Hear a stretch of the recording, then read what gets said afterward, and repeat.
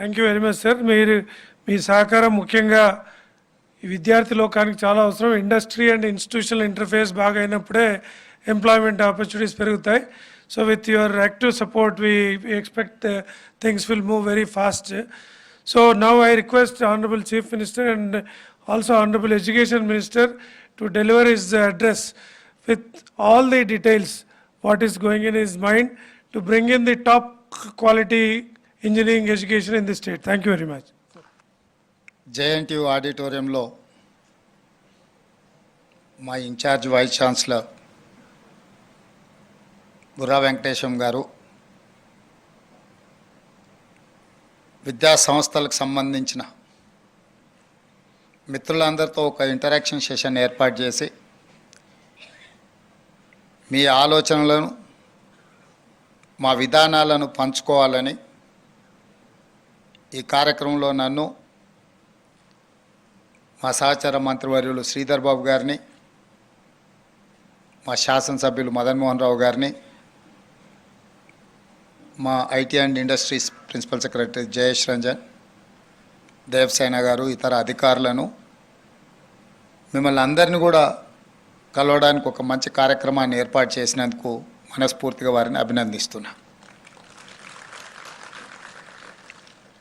ఈ కార్యక్రమం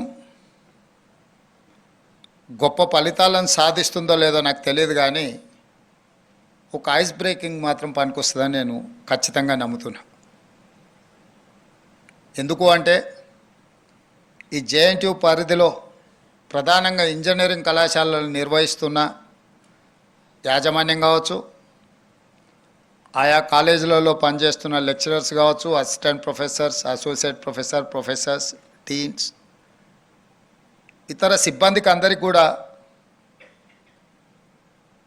తెలంగాణ రాష్ట్రంలో కొత్త ప్రభుత్వం యొక్క విధానం, ఆ విధానం వల్ల సంస్థల యాజమాన్యాలకు దాదాపుగా ప్రతి సంవత్సరం 1,00,000 మంది ఇంజనీర్లను ఉత్పత్తి చేస్తున్న, లేదా ప్రతి సంవత్సరం 1,00,000 మంది విద్యార్థులు ఇంజనీర్లుగా పట్టాలు పొంది ప్రపంచంతో పోటీ పడడానికి వస్తున్నప్పుడు ఆయా రాష్ట్ర ప్రభుత్వాల యొక్క విధానం అనేది అత్యంత కీలకం.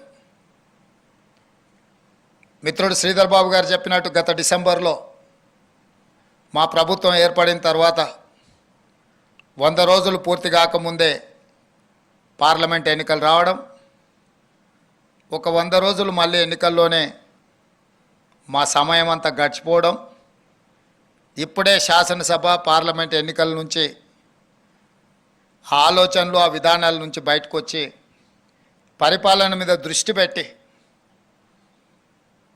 ప్రభుత్వం యొక్క విధానాలను సమాజానికి చెప్పే అవకాశం వచ్చింది. అందుకే అకాడమిక్ ఇయర్ స్టార్టింగ్లోనే మిమ్మల్ని అందరినీ కలవాలి, మీ ఆలోచనలు వినాలి, మా విధానాలను వివరించాలని ఆలోచనతో ఈ కార్యక్రమాన్ని తీసుకోవడం జరిగింది. ఇక్కడున్న చాలామందికి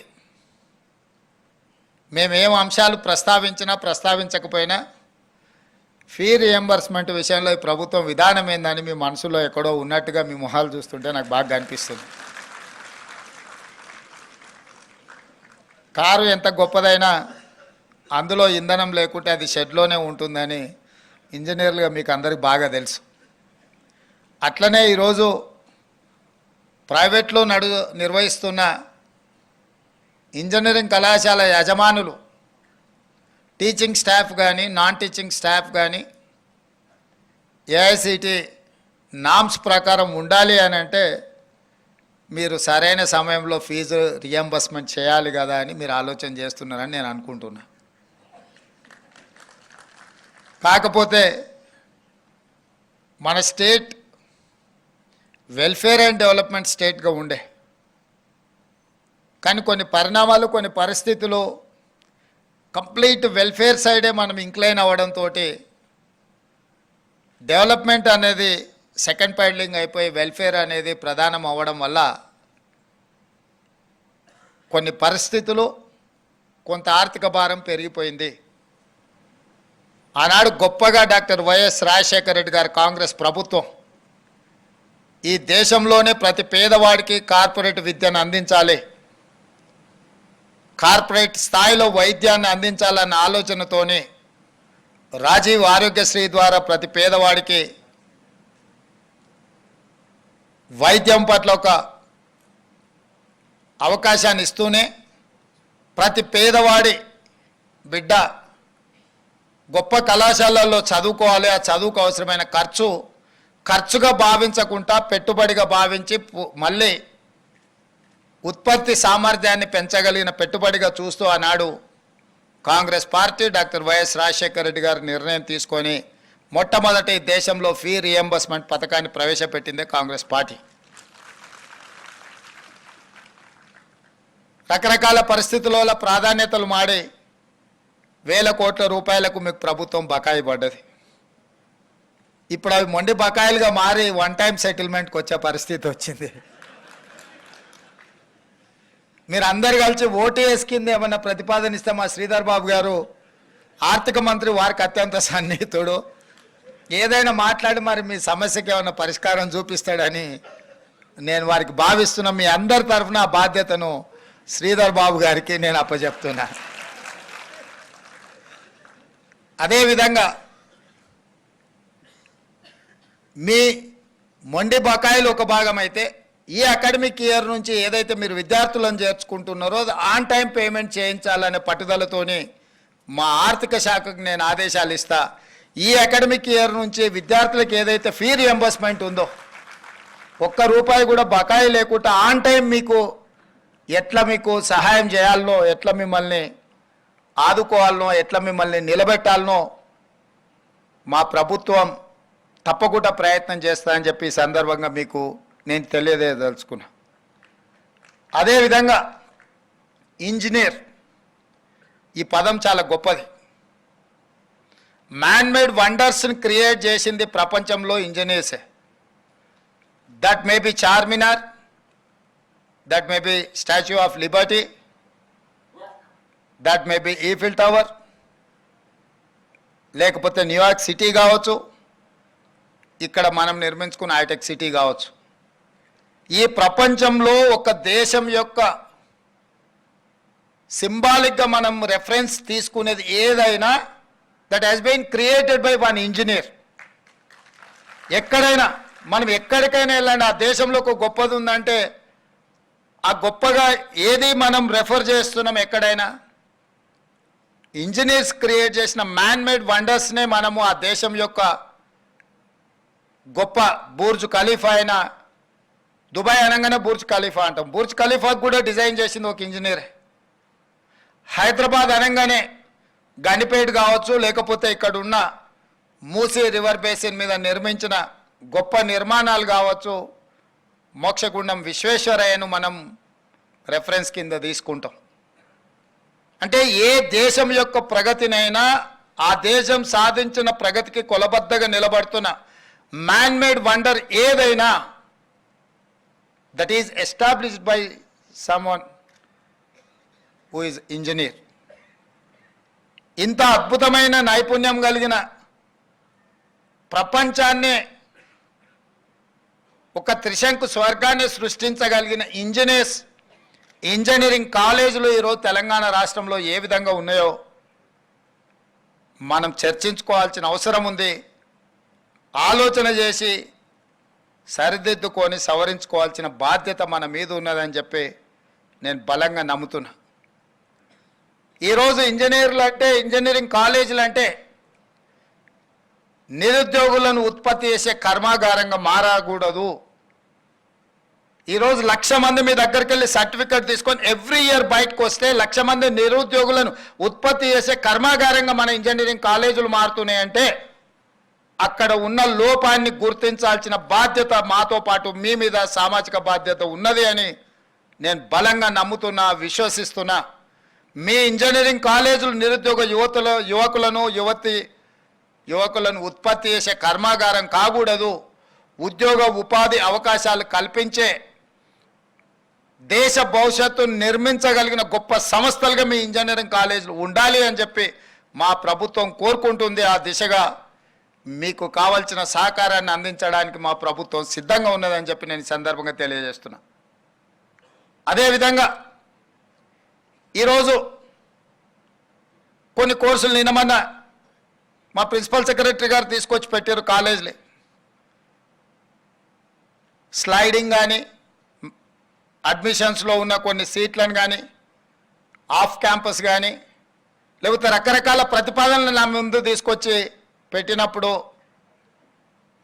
తాత్కాలిక ఉద్యోగ ఉపాధి అవకాశాలకు అవసరమైన కోర్సుల మీదనే మీరు ఎక్కువ ఫోకస్డ్గా ఉన్నట్టుగా అనిపించింది తప్ప ఈ దేశ భవిష్యత్తు నిర్మాణానికి అవసరమైన ఫ్యాకల్టీస్ని కానీ అవసరమైన సబ్జెక్ట్స్ని కానీ మీరు స్లోగా అవి కనిపించకుండా కనుమరుగవుతున్నాయి. Example civil engineering. ఈ దేశము అభివృద్ధి చెందుతున్న దేశం. అభివృద్ధి చెందే దేశానికి అత్యధికంగా అవసరమైంది సివిల్ ఇంజనీర్లు.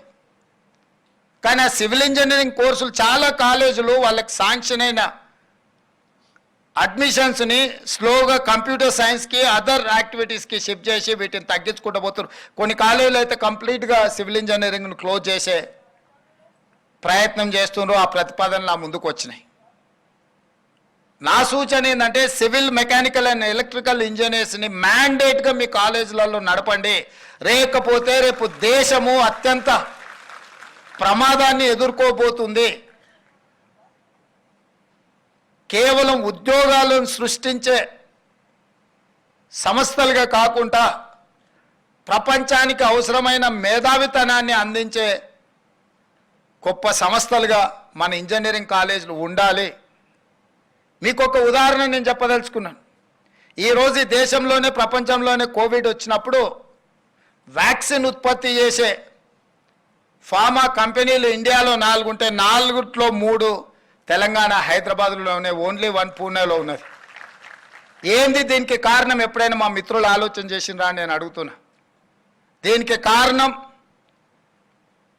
1965-70s మధ్యలో శ్రీమతి ఇందిరాగాంధీ గారు హైదరాబాద్లో ఐడిపిఎల్ని ఎస్టాబ్లిష్ చేయడం వల్ల, ఫార్మా మీద R&D జరగడం వల్ల ఐడిపిఎల్లో ఉద్యోగులుగా చేరిన వాళ్ళు అక్కడ వచ్చిన ఎక్స్పీరియన్స్తో బయటికి వచ్చి, అది SOL కావచ్చు, రెడ్డి కావచ్చు, ఆల్ అదర్ ఫార్మాస్యూటికల్ సంస్థల యజమానులు ఒకప్పుడు ఐడిపిఎల్ రిలేటెడ్లో ఉద్యోగాలు చేసిన వాళ్ళు లేదా అక్కడ జరిగిన రీసెర్చ్లో భాగస్వాములు. కాబట్టి 65లోనే శ్రీమతి ఇందిరాగాంధీ గారి నేతృత్వంలో ఇక్కడ ఫార్మా రిలేటెడ్ ఇన్స్టిట్యూషన్ ఎస్టాబ్లిష్మెంట్ చేసింది. కాబట్టి ఈరోజు మనం దేశంలోనే డ్రగ్ బల్క్లో మనం మెజారిటీ మన దగ్గర నుంచే ఎక్స్పోర్ట్ అవుతున్నది. ప్రపంచానికి ఏ అవసరం ఉన్న బల్క్ డ్రగ్ రిలేటెడ్ ఇష్యూస్ ఏమైనా ఉంటే తెలంగాణ వైపు చూస్తున్నారు అని అంటే, ఆనాటి పాలకులు చాలా ముందు చూపుతో ఆలోచన చేసి హైదరాబాద్లో ఎస్టాబ్లిష్ చేసిన ఐడిపిఎల్. ఇంతకుముందే మిత్రుడు శ్రీధర్ బాబు గారు ఒక మాట చెప్పిండ్రు, Karnataka is the highest exporter of IT sector అని. వై? SM కృష్ణ అనే ముఖ్యమంత్రి మొట్టమొదట అందరికంటే ముందు ఐటీ రంగాన్ని, ఐటీ విధానాన్ని ఆలోచన చేసి ఆ ముఖ్యమంత్రి గారు అక్కడ ఆ విధానం తీసుకొచ్చిండు. కాబట్టి ఈ రోజుకు దేశంలోనే ఐటీలో అత్యధికంగా ఎగుమతి చేసే రాష్ట్రంగా కర్ణాటక రాష్ట్రం, బెంగళూరు సిటీ వచ్చింది, ఫాలోడ్ బై తెలంగాణ. ఎందుకంటే గత ముఖ్యమంత్రులు ఐటీని, ఫార్మాను గుర్తించడం వల్ల భవిష్యత్ అవసరాలను దృష్టిలో పెట్టుకొని ఉద్యోగ ఉపాధి అవకాశాల కోసం ఇది పనికొస్తుంది, మన యువతకు ఇది అత్యధికంగా లబ్ధి చేకూరుస్తుందని గత పాలకులు, గత ముఖ్యమంత్రులు, ప్రధానమంత్రులు తీసుకున్న నిర్ణయాలతోటి ఈరోజు తెలంగాణ రాష్ట్రం ఐటీ అండ్ ఫార్మాలో మనం చాలా ముందు ఉన్నాం. ఒక స్టడీ ప్రకారం ప్రపంచంలో ప్రతి 10 మంది ఐటీ నిపుణులల్లా 4 భారతీయులు అయితే ప్రతి 4లో ఒకడు తెలుగువాడు. అంటే ప్రపంచంలో 10 మంది ఐటీ నిపుణులు ఎత్తుకుంటే ప్రతి 10 మందిలో ఒకడు తెలుగువాడు అని అంటే, ఇక్కడి నుంచి మన కాలేజీలో మీరందరూ మీ విద్యార్థులను తయారు చేసి ప్రపంచానికి ఇచ్చిండ్రు. కాబట్టి సత్యనాదన్లలు ఈరోజు ప్రపంచంలో పెద్ద కంపెనీలకు, మల్టీనేషనల్ కంపెనీల CEOలుగా మారినారు. రాబోయే 20 సంవత్సరాలలో any multinational company, you take it any company, ఆ కంపెనీల సీఈఓలు మన దేశం వాళ్ళు సుందర్ పిచ్చయ్య కావచ్చు, ఎవరైనా కావచ్చు, మీరు చూడండి, మన దేశంలోనో మన ప్రాంతంలోనో మన దగ్గర చదువుకున్న వాళ్ళే. మరి ఈ దిశగా ప్రపంచం అందరూ ఆశ్చర్యపోయే విధంగా ఐటీ నిపుణులను కానీ ఇతర నిపుణులను ఉత్పత్తి లేదా తయారు చేసే మనము భవిష్యత్తు యొక్క ఆలోచనలను అవసరాలను దృష్టిలో పెట్టుకొని ఈ రోజే మనకు స్వతంత్రం వస్తే ఈ రోజే ప్రపంచానికి అవసరమైన ప్రణాళికలు మనం సిద్ధం చేసుకుంటే, ఈ రోజే మనం ఒక న్యూ యాక్షన్ ప్లాన్ రెడీ చేసుకుంటే ఏం చేసుకోవాలనో ఆ విధంగా ఆలోచన చేసుకొని మన సిలబస్ నుంచి చాలా వరకు మనం చెప్తున్న చదువుకి మార్కెట్లో అవసరాలకి అసలు ఎక్కడ పొంతం లేదు. నిన్న మొన్న మా ప్రభుత్వం ఒక బోల్డ్ డెసిషన్ తీసుకున్నది. తెలంగాణ రాష్ట్రంలో 65 ఐటీఐలు ఉన్నాయి, ఇండస్ట్రియల్ ట్రైనింగ్ ఇన్స్టిట్యూట్స్. 20 సంవత్సరాల 30 సంవత్సరాల క్రితం ఎప్పుడో వాళ్ళకి ఏదో సిలబస్ తయారు చేస్తే ఇప్పటికి అదే చదువుకుంటున్నారు. చదువుకొని బయటకు వస్తే అసలు ఈ ప్రపంచంలో అట్లాంటి అవసరమే లేని పరిస్థితి ఉంది. చదువుకొని సర్టిఫికేట్ తీసుకొని అది ఐటీఐ కావచ్చు, పాలిటెక్నిక్ కావచ్చు, ఇంజనీరింగ్లో కూడా ఈరోజు మనం నేర్పిస్తున్న మనం చెప్తున్న చదువుకి బయట వాళ్ళు పోటీ పడే ప్రపంచానికి దేర్ ఇస్ అన్ గ్యాప్. అందుకే ఆలోచన చేసి ఈ ఐటీఐలను టాటా సన్ కన్సల్టెన్సీ వాళ్ళతోని మాట్లాడి, టాటా సంస్థలతోని వాళ్ళ సిఎస్ఆర్ ఫండ్స్ని వాళ్ళతో మాట్లాడి ఐటీఐలను అన్నిటిని కూడా 65ను ఏటీసీ అడ్వాన్స్డ్ టెక్నాలజీ సెంటర్స్ కింద మార్చి ఈరోజు 2400 కోట్ల రూపాయలతోటి 86% from Tata, only 14% from Telangana government matching grant ఇచ్చి ఈరోజు 65 ఐటీఐలను అడ్వాన్స్డ్ టెక్నాలజీ సెంటర్లుగా మన పైలట్ ప్రాజెక్ట్ కింద మల్లెపల్లిలో పెడితేనే అక్కడికి వెళ్తే ఐ వాజ్ వండర్. రోబోస్ పెట్టిండ్రు అక్కడ, different printing technology, different technology, machinery ఎట్లుంది అని అంటే అసలు నేను ఎప్పుడు చూడలే అట్లాంటి అద్భుతమైన ఎక్విప్మెంట్ని, ట్రైనింగ్ ఇన్స్ట్రక్టర్స్ని, మొత్తం వ్యవస్థను టాటా వాళ్ళు అక్కడ ఎస్టాబ్లిష్మెంట్ చేసి చూపించారు. ప్రతి ఐటీఐలో వాటన్నిటిని కూడా పెట్టబోతున్నాము. అత్యంత ఆధునిక యంత్రాంగం మీద విధానాలను, కంప్యూటరైజ్డ్ సిస్టమ్ని ఎస్టాబ్లిష్ చేసి ఐటీఐలలో చేరే వాళ్ళకి వాళ్ళు ట్రైనింగ్ ఇచ్చి పంపించే ఒక విధానాన్ని తీసుకుని ఒక చిన్న ఐడియా టాటా వాళ్ళతో మాట్లాడి వాళ్ళ సిఎస్ఆర్ ఫండ్స్ నుంచి పెట్టుబడి పెట్టించి నేను డావోస్ పోయినప్పుడు ఆ టాటా సన్స్ చంద్రశేఖరన్ కలిస్తే వారితో మాట్లాడిన సందర్భంగా సమాజంలో ఉన్న సమస్య మీద మాట్లాడినప్పుడు ఇది ఒక ఆలోచన వచ్చి ఆ టాటా వాళ్ళతో టైఅప్ చేస్తే ఈరోజు చాలామంది నిరుద్యోగులు మిడిల్ ఈస్ట్ కంట్రీలకు పోయే వాళ్లకు, పర్టికులర్ ఉత్తర తెలంగాణ జగిత్యాల, కోరుట్ల, కరీంనగర్ ప్రాంతం నుంచి మిడిల్ ఈస్ట్ కంట్రీస్కి వెళ్ళి ఉద్యోగాలకు అక్కడ పోయి బాండెడ్ లేబర్గా మారిపోతున్నారు. ఈరోజు మన దగ్గర కూడా కన్స్ట్రక్షన్ సైడ్ నేను చూస్తున్నా, కన్స్ట్రక్షన్లో వర్క్ చేసే లేబర్ కావచ్చు, కన్స్ట్రక్షన్ సైడ్లో ఉండే టెక్నీషియన్స్ కావచ్చు, మన వాళ్ళు ఎవ్వరు లేరు. బీహార్ నుంచి వచ్చిన వాళ్ళు, ఒడిశా నుంచి వచ్చిన వాళ్ళు, లేదా బెంగాల్ నుంచి వచ్చిన వాళ్ళు కనిపిస్తుండ్రు. పోనీ మన దగ్గర నిరుద్యోగ సమస్య లేదా అంటే తెలంగాణ పబ్లిక్ సర్వీస్ కమిషన్లో నమోదు చేసుకున్న వాళ్ళు 30 లక్షల మంది ఉన్నారు, నమోదు చేయకుండా ఉన్న వాళ్ళు ఇంకొక 30 లక్షల మంది ఉన్నారు. 60 లక్షల మంది నిరుద్యోగులు ఉన్న తెలంగాణ రాష్ట్రంలో ఇక్కడ ఉపాధి అవకాశాలు పక్క రాష్ట్రాల నుంచి వచ్చి పొందుతున్నారంటే ఎక్కడో ఒక గ్యాప్ ఉంది. ఆ గ్యాప్ ఏందనేది ఈరోజు ఇక్కడ కూర్చున్న మీరందరూ మనమందరం ఆలోచన చేయాలి. ఆ గ్యాప్ని మనం ఫిలప్ చేయకపోతే భవిష్యత్ తరాలకు అన్యాయం జరుగుతుంది. తెలంగాణ రాష్ట్రంలో ఉన్న యువత నిర్వీర్యం అవుతారు. అందుకే ఈరోజు మీ అందరికీ నా విజ్ఞప్తి ఒకటే, ఇప్పుడు గ్లోబల్ సమ్మిట్ ఆర్టిఫిషియల్ ఇంటెలిజెన్స్ మీద మనం మాట్లాడుకున్నాం. నేనేం పెద్ద ఇంజనీర్ని కాదు, పెద్ద మేధావిని కాదు. కాకపోతే భవిష్యత్ అవసరాల గురించి మేధావులు చెప్పినప్పుడు విన్న దాంట్లో ఒక లాజిక్ని కనెక్ట్ అయితే ఆ లాజిక్తోని మనం ముందుకు వెళ్ళడానికి పొలిటికల్ ఎగ్జిక్యూటివ్ డెసిషన్ తీసుకోవడమే మా బాధ్యత. ఈరోజు ఫామ్ అయిన ఐటీ తర్వాత ఆర్టిఫిషియల్ ఇంటెలిజెన్స్ అనేది దేశాన్ని, ప్రపంచాన్ని నడిపించబోతుంది. ఆ అవసరాలను గుర్తించి ఇండియాలో లీడ్ పార్ట్నర్గా ఆర్టిఫిషియల్ ఇంటెలిజెన్స్లో తెలంగాణ రాష్ట్రం ఉండాలన్న ఆలోచనతోని మీ దగ్గర చదువుకుంటున్న విద్యార్థులను ఆర్టిఫిషియల్ ఇంటెలిజెన్స్ వైపు మీరు వాళ్ళకి ఆ కోర్సులు కావాల్సిన విధానాన్ని మీరు తీసుకొని ముందుకు రండి. దానికి సంబంధించి మా ప్రభుత్వం ఒక స్పష్టమైన విధానంతో మిమ్మల్ని ప్రోత్సహించడానికి సిద్ధంగా ఉన్నదని చెప్పి నేను చెప్పదలుచుకున్నాను. అదేవిధంగా skilled or semi skilled labour కూడా మన దగ్గర లేరు. ఇంజనీరింగ్ చదువుకొని బయటకు వస్తే పట్టా ఉంటుంది కానీ పనితనంలో చాలా బాధాకరంగా పరిస్థితులు ఉన్నాయి.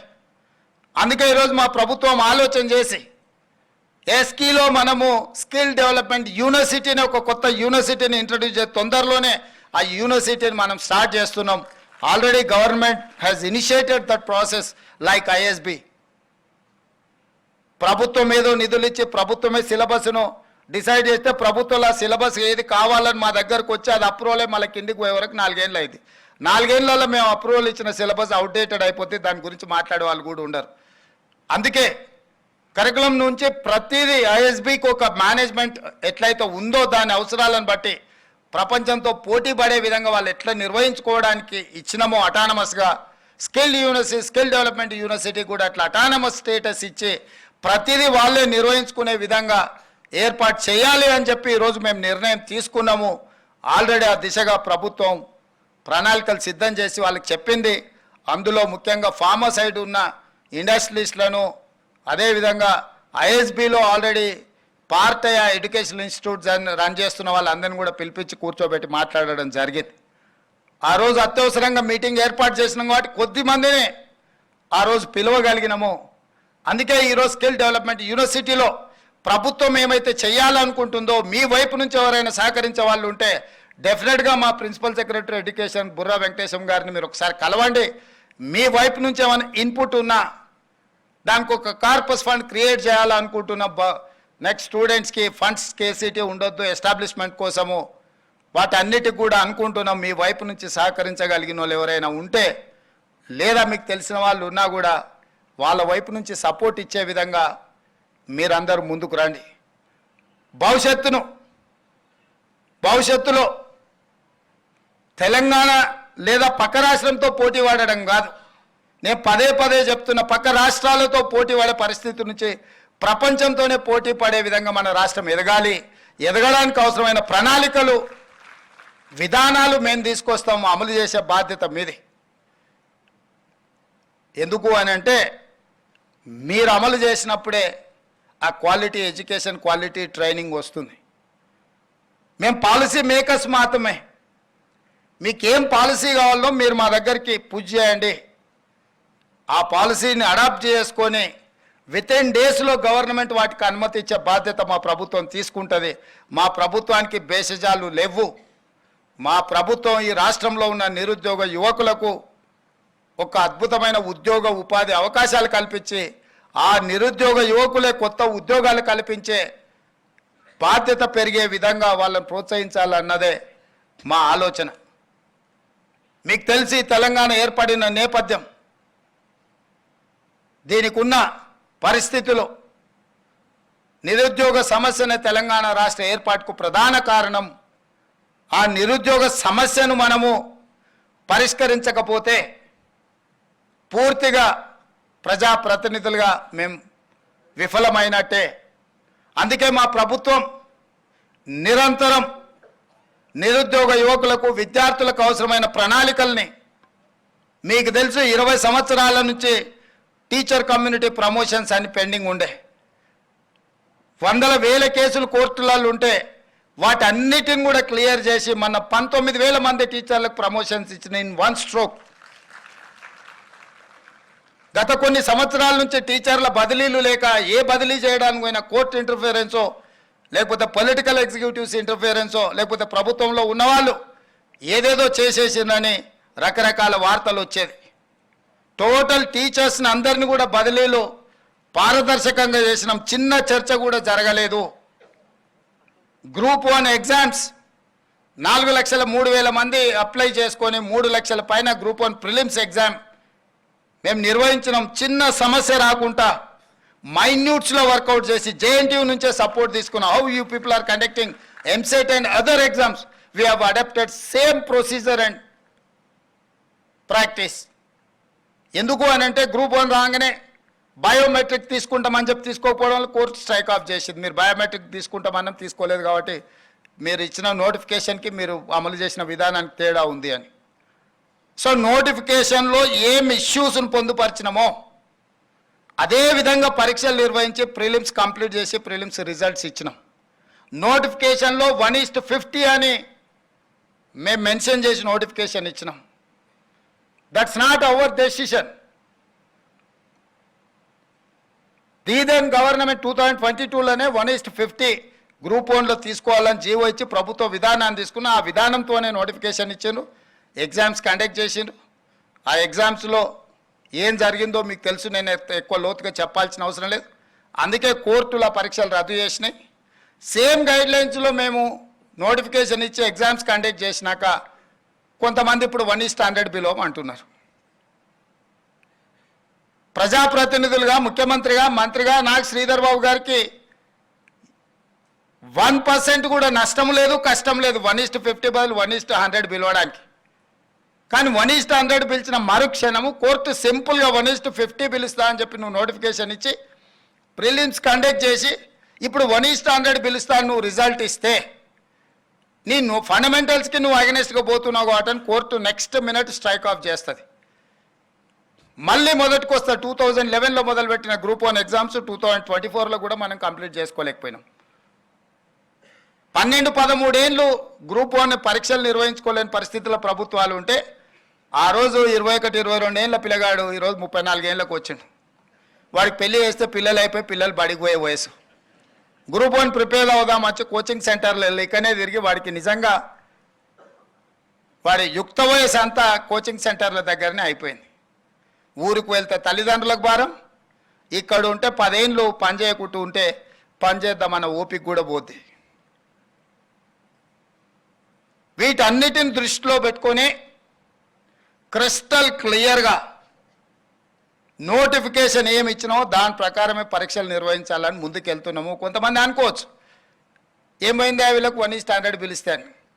1:50 లాగా అన్ని ఏర్పాట్లు అయిపోయినాయి. మీకు తెలుసు జేఎన్టీయూ పర్టికులర్గా ఎంతమంది స్టూడెంట్స్ ఉన్నారు, ఎన్ని హాల్ టికెట్లు ఇవ్వాలి, ఎన్ని సెంటర్లలో ఎగ్జామ్స్ నిర్వహించాలి, ఎన్ని బయోమెట్రిక్ ఎక్విప్మెంట్ ఉండాలి, ఎవరు ట్రైన్ చేయాలి, ఎవరు వెళ్ళాలి, ఎవరు మీకు ఇన్విజిలేటర్స్కి ఉండాలి, ఒక వ్యవస్థ ఏర్పాటు చేసుకున్నాక సడన్గా దాన్ని నెక్స్ట్ లెవెల్లో నెక్స్ట్ విధానం మార్చుకుంటే మళ్ళీ అదంతా సమకూర్చుకోవడానికి ఎంత సమయం పడుతుంది, ఎట్లా విద్యార్థుల యొక్క జీవితాలతోనే మన విధానాలు దుందుడుకుగా మార్చుకుంటే ఎంత ప్రభావం చూపిస్తుందో ఇది ఆలోచన చేయాలి.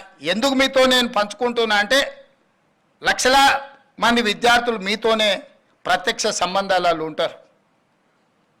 ప్రభుత్వాలకు పోయేది ఏం లేదు. మళ్ళోసారి ఏది పోస్ట్ పోన్ చేసినా 10 ఏళ్ళు మనము అంతకుముందు కొట్లాడింది తెలంగాణ కోసం, ఉద్యోగాల కోసమే. తెలంగాణ వచ్చినాక ఉద్యోగాలు భర్తీ చేయట్లేదని కొట్లాడింది మనమే. ఇవాళ ప్రభుత్వం ఒక క్యాలెండర్ డేట్స్ ప్రకారం గ్రూప్ 1 కానీ, డిఎస్సి కానీ, గ్రూప్ 2 కానీ, గ్రూప్ 3 కానీ పక్కడబందిగా ఒకదానికొకటి ఇబ్బంది జరగకుండా ఒక ప్రణాళికబద్ధంగా పరీక్షలు నిర్వహిస్తుంటే ఇప్పుడు ఆశ్చర్యకరంగా పరీక్షలు వాయిదా వేయండి కొట్లాడుతున్నారు. ఇంతకాలం 10 ఏళ్ళు మనం కొట్లాడింది పరీక్షలు పెట్టండి, పరీక్షలు పెడతారా లేదా మేము ముదిరిపోతున్నాం. బెండకాయ ముదిరిపోయిన పిల్లగానికి వయసు మీద పడ్డ దేనికి పనికి రాకుండా పోతాడని ఇంతకాలం కొట్లాడి ఇప్పుడంటూ లేదు నువ్వు వాయిదా లేయని. డిఎస్సి నోటిఫికేషన్ 2 సంవత్సరాల కింద ఇచ్చిన నోటిఫికేషన్. 2 సంవత్సరాల నుంచి డిఎస్సి నోటిఫికేషన్ పరీక్షలు నిర్వహించకపోవడం వల్ల పిల్లలందరిలో అన్రెస్ట్ పేరుకుపోయింది. 2 ఏళ్ళ నుంచి వాళ్ళు డిఎస్సి కోసం ప్రిపేర్ అవుతున్నారు. ఇప్పుడు నేను డిఎస్సి పలానా డేట్ నాడు పెడతా అంటే లేదు మాకు చదువుకోవడానికి సమయం కావాలి, దాన్ని కూడా కొంచెం వాయిదా వేయండి అంటారు. అరే రామ, 10 ఏళ్ళు నోటిఫికేషన్ రాలేదన్నారు, 2 ఏళ్ళ కింద డిఎస్సి నోటిఫికేషన్ వచ్చింది, 2 ఏళ్ళ నుంచి వాయిదాలు పడతానే వచ్చింది. ఈ 2 ఏళ్ళలో పిల్లలు చదువుకోలేదా? మళ్ళీ ఇప్పుడు వాయిదా వేస్తే అదనంగా చదువుకునేది మేమే సిలబస్ మార్చలేదే, పరీక్ష విధానాన్ని మార్చలేదే మీరు నేర్చుకోవడానికి. అంటే కేవలం కొన్ని రాజకీయ శక్తులు, కొన్ని కోచింగ్ సెంటర్ల యజమానులు ఆన్ టైంలో పరీక్షలు అయిపోతే నష్టం జరిగేది రాజకీయ నిరుద్యోగులకు, ఎస్టాబ్లిష్ చేసుకున్న కోచింగ్ సెంటర్లకు. ఎందుకంటే ఏ పరీక్షలు ఆ పరీక్షలు అయిపోతే పిల్లలు ఈ ఉద్యోగం రాకపోతే వాడు ఇంకో దానికి వెళ్ళిపోతాడు ఆటోమేటిక్గా. ఊర్లో పోయి వ్యవసాయం చేసుకుంటాడు, ఇతర ఉద్యోగాలకు పోవాలనుకున్న వాళ్ళు ఇతర ఉద్యోగాలకు పోతారు. డిఎస్సి రాస్తే ఒకవేళ గవర్నమెంట్ టీచర్ ఉద్యోగం రాకపోతే ప్రైవేట్ స్కూల్లోనైనా జాయిన్ అవుతాడు. ఇతర బాధ్యతలు, ఇతర ఉద్యోగ ఉపాధి అవకాశాలు చూసుకుంటే నష్టపోయేది ఎవరయ్యా అంటే ఈ లక్షలాది మంది నిరుద్యోగుల ప్రాతిపదికన కోచింగ్ సెంటర్లు పెట్టుకున్న వాళ్ళకి నష్టం. కోచింగ్ సెంటర్ యజమాని ఆమరణ నిరాహార దీక్ష చేస్తా అంటారు పరీక్షలు వాయిదా వేయమని. నేను అడిగిన ఆయన హాల్ టికెట్ ఏముందో తీయరా, దేనికి రాసిండో పాపం మాట్లాడదామని. లేదు సార్, ఆయన కోచింగ్ సెంటర్ ఉంది, ఆయనకు 2 నెలలు పోస్ట్ పోన్ చేస్తే డిఎస్సి 100 కోట్లు లాభం వస్తుందంట, 2 నెలలు ఆయనకు 100 కోట్ల ఆదాయాన్ని మీరు దెబ్బతీసారట అని ఒక్క ఆయన గురించే చెప్పారు. ఇంకొక ఆయన దీక్ష కూర్చున్నాడు. ఏందే ఆయన మన పార్టీలో ఉండే మనటి వరకు ఆయనేం పరీక్షలు రాస్తున్నాయనంటే నువ్వు పార్టీలో ఏం ఉద్యోగం ఇవ్వలేదంటే సార్ ఇప్పుడు నిన్ను గిల్లడమే ఆయన పైన అంటే అందుకే ఆయన దీక్ష కూర్చున్నాడు సార్ అన్నాడు. ఇంకో పిల్లగాడు కూర్చున్నాడు గాంధీ హాస్పిటల్లో చేరాడు. అరే పాపం నాకు తెలిసినోడు ఆ పిల్లగానికి ఏమన్నా కానీ ఏం పరీక్ష రాస్తున్నా అవసరం అయితే స్పెషల్ కోచింగ్ అని ఇప్పిద్దామంటే ఆయన ఏం పరీక్ష రాస్తున్నాడు సార్, ఆయనకు లీడర్ చెప్పినట్టు నువ్వు చేస్తే బాగా పేరు వస్తుంది, నీకు నేను చూసుకుంటా పో అని. నిన్న మన 3 దీక్ష చేస్తే 3 గురించి వివరాలు తెప్పించినాను. ఆ 3లో ఏ ఒక్కడు కూడా ఏ పరీక్ష రాస్తలేడు. ఏ పరీక్షలు రాయనోడు, ఏ ఉద్యోగానికి పోటీ పడనోడు నిర్వహిస్తున్న పరీక్షల్ని వాయిదాలు వేయండి అని చెప్పి దీక్షలు చేస్తారు. ఇది ఒక విచిత్రమైన పరిస్థితి. అదేవిధంగా జాబ్ క్యాలెండర్ ప్రకారం జాబ్ క్యాలెండర్ రేపు అసెంబ్లీలో డిక్లేర్ చేస్తా అని చెప్పిన. ఇంతకుముందు 10 ఏళ్ళు ఏ పొజిషన్లో అయినా గ్రూప్ 4 కావచ్చు, గ్రూప్ 3 కావచ్చు, గ్రూప్ 2 కావచ్చు, గ్రూప్ 1 కావచ్చు, ఆర్ అదర్ డిఎస్సి కావచ్చు, పారామెడికల్ కావచ్చు, గురుకుల్ కావచ్చు, లేకపోతే పోలీస్ దాంట్లో ఎప్పుడు ఉద్యోగ నోటిఫికేషన్లు వస్తాయో ఎప్పుడు నియామకాలు జరుగుతాయో తెలియదు. ఎవ్రీ ఇయర్ మార్చి 31 లోపల అన్ని శాఖలలో ఉండే ఖాళీలను తెప్పించి జూన్ 2 లోపల నోటిఫికేషన్లు ఇచ్చి డిసెంబర్ 9 లోపల సంవత్సరంలో ఉండే ఖాళీలను అన్ని భర్తీ చేయడానికి జాబ్ క్యాలెండర్ని తీసుకొస్తున్నాం, దాని చట్టబద్ధత చేస్తున్నాం. ఎవ్రీ ఇయర్ ఎందుకు మీకు యూపీఎస్సీ రిజల్ట్స్ వస్తాయి, ఐఏఎస్, ఐపీఎస్, ఐఎఫ్ఎస్, ఐఆర్ఎస్ ఏవైతే సివిల్ సర్వెంట్స్ ఉద్యోగాలు ఉన్నాయో అన్ని ఖాళీలు ప్రతి సంవత్సరం క్రమ పద్ధతిలో తెప్పించి క్రోడీకరించి క్యాలెండర్ డేట్స్ ప్రకారం ఆటోమేటిక్గా పరీక్షలు నిర్వహించేటట్టు ఉద్యోగాలు ఇచ్చి ఒక సిస్టమ్ డెవలప్ అయింది యూపీఎస్సీ. నేనే స్వయంగా యూపీఎస్సీ చైర్మన్ దగ్గర పోయి 4 గంటలు కూర్చొని మా అధికారులను తీసుకెళ్ళి కూర్చొని మీరు ఎక్కడ కూడా చిన్న ఆరోపణ లేకుండా ప్రతి సంవత్సరం ఏ విధంగా మీరు పరీక్షలు నిర్వహిస్తున్నారు, ఇన్ని లక్షలాది మందితో పరీక్షలు చేసినా కూడా మీకు ఎందుకు ఎలాంటి ఆరోపణలు లేకుండా ప్రతి సంవత్సరం మీరు పరీక్షలు నిర్వహించగలుగుతున్నారు అంటే వాళ్ళు క్లియర్గా అటానమస్గా వాళ్ళు పనిచేస్తున్నారు, పొలిటికల్ ఇన్ఫ్లుయెన్స్ లేకుండా. చిన్న ఆ ఉద్యోగిలో డెప్యుటేషన్ మీద తీసుకున్న ఉద్యోగి మీద చిన్న అనుమానం వచ్చినా next minute they are surrendering that employee. కానీ పబ్లిక్ సర్వీస్ కమిషన్లో లక్షలాది ఉద్యోగాలు ఇచ్చే పబ్లిక్ సర్వీస్ కమిషన్లో మొత్తం అవుట్సోర్సింగ్ వాళ్ళని తీసుకొచ్చి పెట్టారు. వాడికే ఉద్యోగం లేక అవుట్సోర్సింగ్ వస్తే వాడి గ్రూప్ 1 ఉద్యోగాలను నియమించే బాధ్యత వాడి కంప్యూటర్స్ మొత్తం అంతా వాడికి అప్పచెప్తే వాళ్ళు ఏం చేస్తారు, ఎట్లా చేస్తారు? నియమించిన పబ్లిక్ సర్వీస్ కమిషన్ మెంబర్లను మీరు చూడండి, ఒక ఆయన ఆర్ఎంపీ డాక్టరే. ఆర్ఎంపీ డాక్టర్ అంటే గ్రూప్ 1 ఉద్యోగిని ఇంటర్వ్యూ చేసి డిసైడ్ చేస్తాడంట. అంటే ఆశ్చర్యకరమైన పరిణామాలు తెలంగాణ రాష్ట్రం వచ్చిన తర్వాత గతంలో జరిగినాయి. అందుకే స్పష్టంగా గ్రూప్ 1 ఉద్యోగిని ఒకవేళ నియమించాలంటే, సిలబస్ ఫైనల్ చేయాలంటే, లేదంటే ప్రొఫెసర్స్తో మాటని క్వశ్చన్ బ్యాంకింగ్ రెడీ చేయాలంటే ఆ పని చేసేవాడు అంతకంటే కొంచెం పై చదువు ఉన్నోడు, జ్ఞానం ఉన్నోడు, అవగాహన ఉన్నోడు అందులో ఉండాలన్నది నా ఆలోచన. నిరుద్యోగులకు రాజకీయ పార్టీలలో మేము ఉద్యోగం ఇవ్వలేదు, మేము టికెట్ ఇవ్వలేదు అంటే వాళ్ళని తీసుకొచ్చి పబ్లిక్ సర్వీస్ కమిషన్ మెంబర్ని చేస్తే వాళ్ళ ఆలోచన ఏముంటుంది, వాళ్ళ విజ్డమ్ ఏముంటుంది? నాకేం పని లేదో నాకు ఒక ఆయన ఉద్యోగం కనిపిస్తే నేను కూడా నాకు తెలిసిన ఏం పని లేనోనికి ఇంకో ఉద్యోగం ఇద్దామనుకుంటా. కష్టపడి చదివి ఒక లెవెల్కి వచ్చి ఒక మంచి ఉద్యోగంలో వస్తే అతనికి ఒక బాధ్యత ఇస్తే అరే చదువుకున్నోనికి కష్టపడడానికి ఆ విలువేందో నాకు తెలుసు కాబట్టి నేను కూడా అలాంటి నియమించాలనుకుంటాడు తప్పితే రాజకీయ పునరావాస కేంద్రాలుగా ఇవి మారకూడదు. విద్యా సంస్థలు ఏవి కూడా రాజకీయ పునరావాస కేంద్రాలుగా మారకూడదు అనేది నా ఆలోచన, మా ప్రభుత్వం యొక్క విధానం. అందుకే మీకు అందరు కొంత కఠినంగా అనిపించిన పరీక్షలు నిర్వహించే విధానంలో ఒక స్పష్టత పెట్టుకొని ముందుకెళ్తున్నాము. నేను బాధ్యత తీసుకున్న మరుక్షణం 90 రోజుల్లో 30,000 ఉద్యోగాలు ఎల్బీ స్టేడియంలో పిలిపించి మరి ప్రతి ఉద్యోగికి వాళ్ళ నియామక పత్రం నేను నా చేతులతోనే అందించిన. 10 ఏళ్ళు వాళ్ళు కొట్లాడి ఆ 30,000 ఉద్యోగాలు కూడా కోర్టులో కేసులతోని చిక్కుముళ్ళతో ఉంటే వస్తానే ఆ కేసులను అన్నిటిని కూడా పరిష్కరించి మొదటి 90 రోజుల్లో 30,000 ప్రభుత్వ ఉద్యోగాలు ఇచ్చింది మా ప్రభుత్వము. మీకు ఆ మొత్తం డేటా నేను ఆన్లైన్లో పెట్టిస్తే ఎవరెవరికి మేము ఉద్యోగం ఇచ్చినామో లెక్కలు చెప్పడం అంటే నెంబర్ చెప్పడం కాదు. డిసెంబర్ 7, 2023 మేము ప్రభుత్వంలో ప్రమాణ స్వీకారం చేసిన తర్వాత మొదటి 90 రోజుల్లో ఇచ్చిన 30,000 ప్రభుత్వ ఉద్యోగాలకు సంబంధించి ఎవరెవరికి ఇచ్చినాం మేము ఆన్లైన్లో పెడుతున్నాం. మేము ఛాలెంజ్ చేస్తున్నాం. ప్రతి అన్ఎంప్లాయిడ్ యూత్కి పరీక్షలు రాసి సంవత్సరాల కొద్దీ ఎదురు చూస్తున్న వాళ్ళ కేసులను తొలగించి 30,000 మందికి ఉద్యోగాలు ఇచ్చినాం. ఇప్పుడు మిగతా ఉద్యోగాలు డిఎస్సి నోటిఫికేషన్ కావచ్చు, గ్రూప్ 1 కావచ్చు, గ్రూప్ 2 కావచ్చు, గ్రూప్ 3 కావచ్చు, ఈ ఇయర్ ఎండ్ లోపల వాళ్ళ అన్ని పరీక్షలు నిర్వహించి వాళ్ళ నియామకాలు పూర్తి చేయాలని ఒక ఆలోచనతోని మేము ముందుకు వెళ్తున్నాము.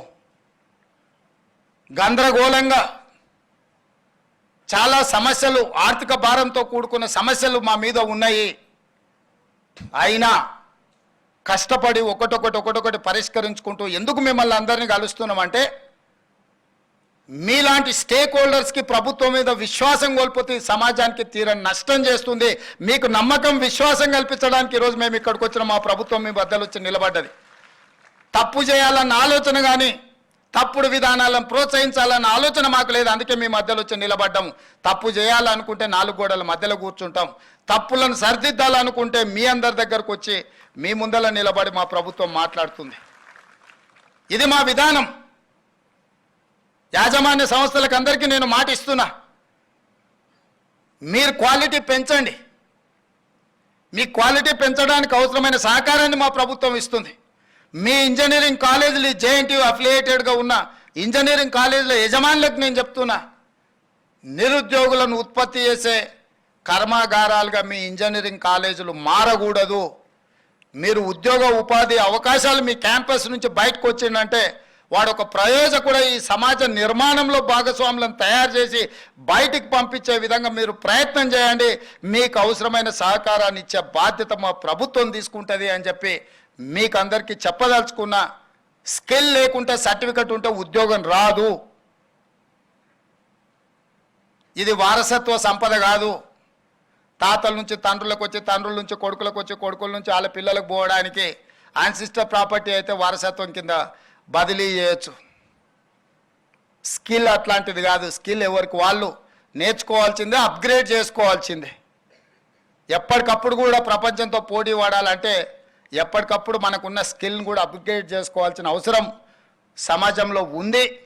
దానికి అవసరమైన ప్రణాళికలు మీరు సిద్ధం చేయండి. మీరు అన్ని రకాలుగా మా ప్రభుత్వాన్ని ఎప్పుడు ఏం కావాలన్నా చెప్పుకోవడానికి మీకు అవకాశం ఉంటుంది. ఈ 6 నెలలు కొంత మీకోసం సమయం ఇవ్వకపోవడానికి ఉన్న రాజకీయాలు, పరిస్థితులు, పరిణామాలు, తీవ్రమైన సమస్యల ప్రాధాన్యత క్రమాన్ని మేము నిర్ణయించుకొని తీవ్రమైన సమస్యల్ని ముందు అడ్రస్ చేసుకుంటూ మిగతా వాటిని ఒక క్రమ పద్ధతిలో పెట్టుకొని ముందుకు వెళ్తున్నాం. డెఫినెట్గా మీ ఆలోచన, మిమ్మల్ని పట్టి పీడిస్తున్న భూతము ఫీజు రియంబర్స్మెంటు, దాన్ని తప్పకుండా బంధించి బాటిల్లో పెట్టి మీకు న్యాయం జరిగే విధంగా మా ప్రభుత్వం నిర్ణయం తీసుకుంటుంది. మీరెవరు అడిగినా అడగకపోయినా మీ మనసులో ఏముందో అర్థం చేసుకోగలిగిన మనసు మా ప్రభుత్వానికి ఉంది. అందుకే డెఫినెట్గా పాతది ఎట్లా పరిష్కరించుకోవాలా ఇదొక భాగము. భవిష్యత్తులో మీకు ఇబ్బంది జరగకుండా ఏ అకాడమిక్ ఇయర్ దా ఇయర్ 100% క్లియర్ చేయడానికి ఏం చేయాలనో ద్విముఖ వ్యూహంతో మా ప్రభుత్వం ముందుకు వస్తుంది. డెఫినెట్గా మీ సమస్యల్ని పరిష్కరిస్తుందని తెలియజేస్తూ మీ అందరి దగ్గర సెలవు తీసుకుంటున్న ధన్యవాదాలు.